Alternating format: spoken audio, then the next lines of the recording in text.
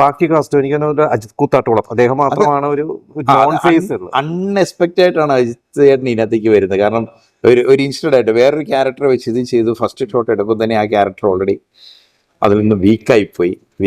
വേറൊരു നടനെ വെച്ചിട്ട് ആ ക്യാരക്ടർ അതെ ചെയ്തു. ഫസ്റ്റ് ഷോട്ട് എടുക്കുന്ന സമയം തന്നെ അദ്ദേഹത്തിന് നമ്മൾ കൊടുത്ത സീൻസിൽ അദ്ദേഹത്തിന് ഫലിപ്പിക്കാൻ പറ്റിയില്ല. പക്ഷെ നമ്മൾ എല്ലാം പുതുമുഖമായിരുന്നു.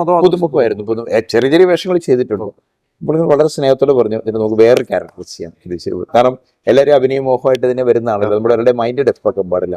ഓക്കെ എന്ന് പറഞ്ഞു. അപ്പോഴാണ് ക്യാമറമാൻ ടോൺസ് ആണ് അജിത്തേട്ടൻ്റെ പേര് നിർദ്ദേശിച്ച് വന്ന ഈ സീൻ തന്നെ കൊടുത്തപ്പോൾ അപ്പോൾ ഒരു കോമഡി ആക്ടർ എന്ന നിലയിൽ നിന്നും തീരെ ഡിഫറെൻ്റ് ആയിട്ട് കോമഡി പുള്ളിക്കാരൻ ഇതിനകത്ത് ചെയ്യുന്നില്ല. എന്താണ് അദ്ദേഹത്തിന്റെ ക്യാരക്ടർ? എന്താണ് അതില്? നമ്മുടെ സമൂഹത്തിലെ ഒരു പേരന്റ്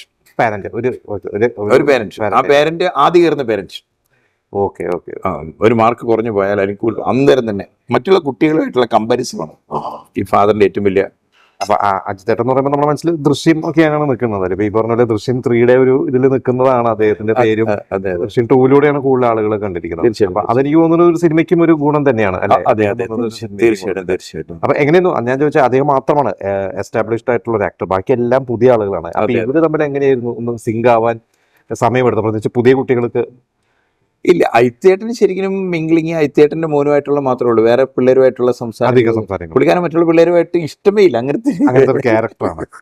അപ്പോൾ അജിത്തേട്ടന്റെ മോനുമായിട്ടുള്ള മാത്രം മിംഗ്ലിംഗ് ആണ്. മറ്റേ പിള്ളേരുമായിട്ടൊക്കെ എന്നാ വിശേഷം വെച്ചാൽ ഇപ്പോൾ ഷൂട്ടിങ്ങിന്റെ ഇടവേളകളിൽ അവരുമായിട്ടൊക്കെ നല്ല ഹെൽത്തി റിലേഷൻഷിപ്പ് കീപ്പ് ചെയ്തൊരു വ്യക്തിയാണ്. പിന്നെ എന്താ വെച്ചാൽ ചാർട്ടിങ് നമ്മൾ അങ്ങനെയായിരുന്നു. കാരണം ഇപ്പൊ അജിത്തേട്ടന്റെ വീട് കാണിക്കുമ്പോൾ പിന്നെ അവർ മാത്രമേ ഉള്ളൂ, മറ്റുള്ളവരൊക്കെ അങ്ങനെ ചാർട്ട് ചെയ്ത് ഓരോ വീടും തീർത്ത് പോകുന്ന കാരണം അത്രയ്ക്കൊരു അടുപ്പം ആക്ടേഴ്സിനും അങ്ങോട്ടും ഇങ്ങോട്ടും ആയിട്ടൊന്നും വന്നിട്ടില്ല എന്ന് വേണമെങ്കിൽ പറയാം. ബാക്കി ക്രൂ ഒക്കെ മ്യൂസിക്കും എഡിറ്റിംഗ് ക്യാമറ ഓൾറെഡി ടോൺസ് തന്നെയാണ് എഡിറ്റിംഗ് ചെയ്തിരിക്കുന്നത്. മ്യൂസിക് ചെയ്തിരിക്കുന്നത് പാട്ട് എഴുതിയിരിക്കുന്നത് 2 പാട്ടുണ്ടായിരുന്നു.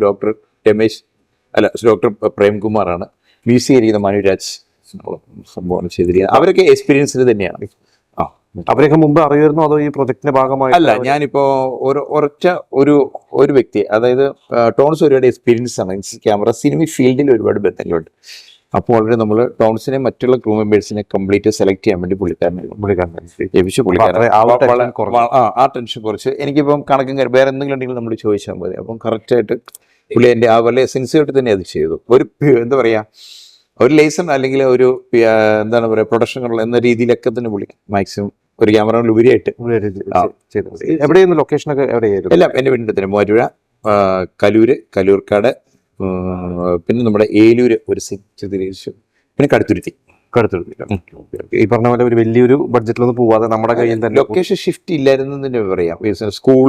സ്കൂളിലായിരുന്നു 37 സീൻസോളം സ്കൂളിൽ തന്നെയായിരുന്നു. നമ്മുടെ തുടരുന്ന സിനിമയിലെ കോടതിയെ കാണിച്ച ഐപ്പു മെമ്മോറിയൽ സ്കൂൾ ഷൂട്ട് ചെയ്ത്. അപ്പൊ ഏത് കാലാവസ്ഥയിൽ നമുക്ക് വേണമെങ്കിൽ സ്കൂൾ എടുക്കാം. നമുക്ക് കൺവീനിയൻസ് ആണ് ഷൂട്ടിന്. ഒറ്റ നിലയുള്ളൂ. അതേസമയം ലൈറ്റിങ് കാര്യങ്ങളൊക്കെ നമുക്ക് അറേഞ്ച് ചെയ്ത് പോകുന്ന രീതിയിലുള്ള ഒരു മെയിൻ്റെനൻസ് ഒക്കെ ഉണ്ട് അതിനകത്ത്. ഇപ്പോൾ ഷൂട്ട് എടുക്കാം. ലാലേട്ടൻ്റെ പടത്തിൻ്റെ ഷൂട്ട് നടക്കുന്നു. ആ സ്കൂൾ മാനേജ്മെന്റ് ഇതിന്റെ ഓരോ 2-3 ദിവസം ഷൂട്ട് കഴിഞ്ഞപ്പോഴത്തേനും പിന്നെ ടീച്ചേഴ്സ് നമ്മളൊപ്പം മിംഗ്ലിംഗ് ആയി. അവർ അതിനകത്ത് അഭിനയിക്കാൻ തയ്യാറായി, കുട്ടികളെ ഇതിനകത്ത് അഭിനയിപ്പിച്ചു. അപ്പം നമുക്കൊരു എക്സ്ട്രാ എന്താണ് പറയുക ജൂനിയർ ആർട്ടിസ്റ്റ് പോലെ, അല്ലെങ്കിൽ അങ്ങനെ ഞാൻ പറയാൻ ആഗ്രഹിക്കുന്നില്ല, പക്ഷെ അങ്ങനെ അവരെ പോലെ നമുക്ക് ഇതിനകത്തേക്ക് കൊണ്ടുവരേണ്ട എല്ലാ ഒറിജിനൽ ആയിട്ടുള്ള ആൾക്കാരെ തന്നെ നമുക്ക് സ്കൂളിൽ നിന്ന് എല്ലാ എക്യുപ്മെന്റ്സ് ആർട്ട് വർക്കൊക്കെ ഒരുപാട് ലാഭം കിട്ടും. ഒരു 1.5 കിലോമീറ്റർ ചുറ്റളവിലാണ് ഇതിനകത്ത് 4 വീടും സ്കൂളും ഒക്കെ ഇരിക്കുന്നത്. അങ്ങനെ ചെലവ് കുറച്ച് വളരെ ക്രിയേറ്റ്. അപ്പൊ ഹാപ്പിയാണ് അതിന്റെ ഒരു ഈ പറഞ്ഞ പോലെ വലിയ ബുദ്ധിമുട്ടൊന്നും ഇല്ലാതെ ഷൂട്ട് ചെയ്ത് കറക്റ്റ്. നമ്മൾ 25 ദിവസം ഷെഡ്യൂളിട്ട് 23 ദിവസം കൊണ്ട് നമ്മൾ ഷൂട്ട് തീർത്തു. മറ്റുള്ള പ്രോസസ്സിംഗ് വർക്ക് ചെയ്ത് ഇതിപ്പം സെൻസറിങ് ഇന്നവർ കാണുകയാണ്. അപ്പം അത്രയും വലിയ അത് ആസ് എ പ്രൊഡ്യൂസറാണ് ശരിക്കും നമ്മൾ ഏറ്റവും വലിയ ഹാപ്പിയായി. അപ്പൊ ഈ കുട്ടികളൊക്കെ ഒരു ഭാവിയിലെ ഒരു താരങ്ങളൊക്കെ മാറാൻ കഴിവുള്ള കുട്ടികളാണ് ട്രൈ ചെയ്യേണ്ടത്. ഇങ്ങോട്ട് ഒന്നും അവസരമല്ലല്ലോ, ഇറങ്ങി കഴിയുമ്പോൾ അവസരം കിട്ടണം. ബാക്കി അവർ കൂടി ട്രൈ ചെയ്ത് കഴിഞ്ഞാൽ ഓക്കെ ആവും സംഭവം. അപ്പൊ എന്തായാലും സിനിമ എന്തായാലും തിയേറ്ററിൽ സ്വീകരിക്കട്ടെ. ഈ പറഞ്ഞ പോലെ May 22-നാണ് സിനിമ തിയേറ്ററിലേക്ക് വരുന്നത്. അപ്പോൾ മാക്സിമം എല്ലാവരും സപ്പോർട്ട് ചെയ്യാൻ. All the best. Thank you very much.